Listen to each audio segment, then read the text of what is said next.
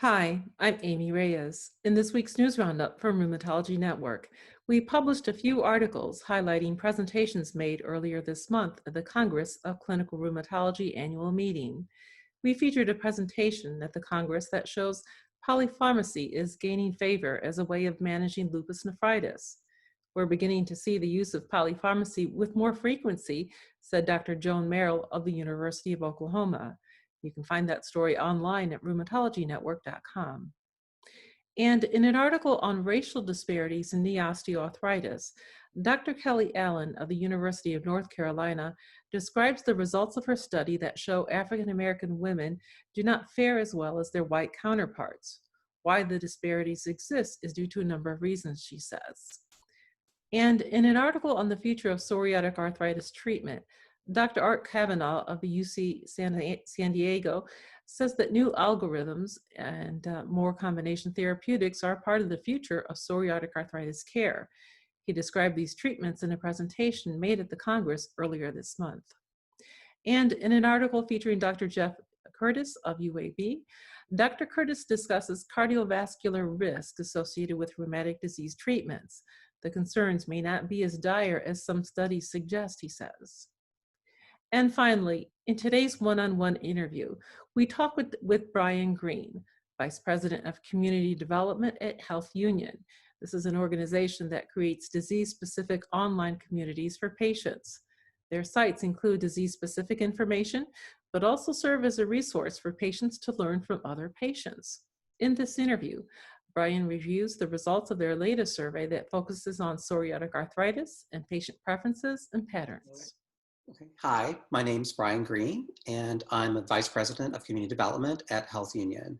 Health Union is a company that provides online spaces for people with chronic health conditions.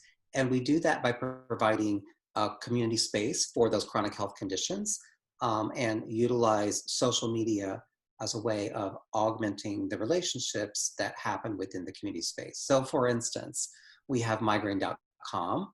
We have rheumatoidarthritis.net. We have psoriatic arthritis. We have 30 distinct online communities. Each one of those communities has its own distinct URL or website address that provides the foundation for that community structure. But like I said, they're also augmented through social media. So for instance, each one has its own Facebook page, migraine.com on Facebook. And people share their stories, their experiences on the platform, the website, the online community, as well as through the social media extensions. We find that unlike traditional publishers or traditional sources where people find online information, we're really trying to reach the people living with those health conditions, the patients, so to speak, where they're at. So we have a great understanding of the needs of the patients with that particular health condition. We target the information that we provide, and we make sure that we nurture relationships and encourage engagement amongst community members. So you're providing a very important service and a very unique niche in health information because just as you described, it's more than information. It's a community where patients gather, they converse, online, they participate in surveys. Yes. And I understand it has just grown tremendously over the past few years. You started with just one site, migraine.com, and now there are 50 sites? 30 There are sites. 30 Okay. online communities. 30. Yeah. Okay. In this instance, we're going to be talking a little bit more about psoriatic arthritis in America and talking about the results from the 2020 survey that we do. That's always an online survey, so everyone that participates in those surveys is recruited online and takes a survey of 80 to 100 questions depending on the particular survey. And they're very extensive surveys that ask a range of experiences from diagnosis to treatment to quality of life, but really gives us a good snapshot of the patient journey and what they're looking for in terms of information, their healthcare provider experiences, the challenges and struggles they have with relationships and other quality of life issues. For instance, on this slide, this is where I was speaking to this kind of open-ended question, the qualitative data, that if you could change the way you have managed and or treated your psoriatic arthritis, what would you change and why? And this is where I kind of specifically called out a couple quotes here. I didn't read all of them, but I shared this one, a better understanding of how the disease process works and how different medications affect it. Another patient who shared, I'd like to find a medication that works. I'm completely miserable. This is the worst flare I've ever had. And then this one, I'd like to find a rheumatologist that I'm more comfortable with, takes the time to explain things, shares new information, and in all caps, listens. And here, in terms of the findings of the survey talking about people's treatment experiences, you see that 64% of people are currently using a biologic, a JAK inhibitor, or a small molecule medication. 19% have used a medication in that class in the past, and 16% have never used one. And, I don't think I called this out, but, satisfaction with current treatment plan is really, really low. Only 12% of people feel that their psoriatic arthritis is currently well controlled with their current treatment plan. And, that is most likely because of the flares that happen with psoriatic arthritis. So, one of the most frustrating aspects of PsA is that even if people feel like, oh, I'm doing pretty well today, flares are unpredictable. So the periods of time where they have more severe symptoms, joint pain, maybe they have skin flaring conditions that are happening, or more joint stiffness happen, fairly frequently. And in that slide, I think if we look at the frequency here. So of all rheumatic diseases or patients that you survey, how does that 12% compare to rheumatoid arthritis, for example, or spondyloarthritis? Is satisfaction just lower in psoriatic arthritis? Yes, off the top of my head, I don't remember the proportion of people that say they're satisfied with, say, rheumatoid arthritis. I'd say, I think it's a little bit higher, but it's still under 30%. My memory is it's maybe 24, 26% for the RA group. And for AS, ankylosing spondylitis, it's probably around the 24% range as well. So definitely for the rheumatic conditions, it's a little bit lower for feeling that their treatment is well, their conditions well controlled on their current treatment plan than some other conditions in our host of online communities. I think there's a number of reasons for that, as I said, but for these rheumatic ones, and in this case PsA, I think it does have to do with the frequency of flares. Again, for the people with the most severe, moderate to severe psoriatic arthritis, 23% of those people say they've never been in remission.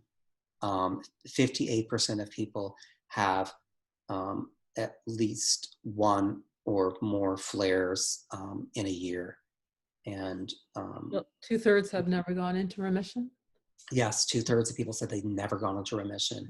And then 2/3 of people, and another 2/3 of people say that they've had 5 or more flares in the past year, which is pretty significant. And I think that speaks to this data point of, oh, they don't feel that they're well controlled on their current treatment. On the whole, people with psoriatic arthritis describe that they have a really good relationship with their healthcare provider, right? So, on this slide, the burgundy color is the kind of the top to like very much or strongly. So, the interpretation here is like 74% of people are comfortable or very comfortable discussing all aspects of their PsA with their healthcare professional. So the points that I did speak to was whether or not their healthcare provider regularly discusses their quality of life. And here you see that, over 50%, if you add up to 17 and the 36%, over 50% feel that their healthcare provider doesn't regularly discuss their quality of life. So that's a challenge from the patient perspective. Sure. Yeah, and increasingly, that's becoming more of a topic amongst physicians. I featured a number of studies that focus on quality of life, and Yeah, there is more interest in leaning toward, or at least addressing that with a patient, because often the doctor is overly focused on achieving remission, whereas the patient just wants to feel better. They need yeah, to have function and have better quality of life. great. Yeah, so yeah, those are studies we've been featuring more often this year. Yeah, And again, it goes back to what the healthcare provider asks them and the way that they kind of try to bring up those topics, right? Like asking the patient about their quality of life isn't itself very helpful. It's more like, describe your typical day to me. What's your day? Like, if they describe something that sounds like, well, I can barely get out of bed. I have to, think about, you know, how much pain I can endure before I get in the shower, or, like how they describe a typical day is one approach, but also talking about how many times in the last week did you experience X symptom, right? So like if they had a symptom they talked about a lot the last visit, like asking them to characterize that specific symptom within the context of their last week or something like that. So these are the ways that you can get at that discussion-based approach to quality of life without asking 30 questions. Because patients are often very off-put by just having to answer a laundry list of questions, particularly if they already filled it out on the scale survey that they were given when they walked in at the appointment and gave to the front desk staff or whatever, right? So just asking those kind of more uh, subjective, or there's more chart-based questions, which often frame the healthcare provider experience, is not as useful as trying to asking about people to characterize their day or the week, or describe one time in the last month that was really hard for you or something like that. right. More specifics. Yeah, yeah. Well, I wanted to thank you for your time. This is interesting. These surveys are important. We need to know how the patients are feeling and what their thoughts are. And having these surveys, I think, is very helpful for physicians. Gives them just a little more insight in terms of how their patients are really doing.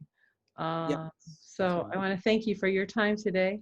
We look forward to your next installment, your next survey, and we wish you the very best. So thank Oh, you. thank you. Yes, we're always happy to share more. Thank you. Thank you. So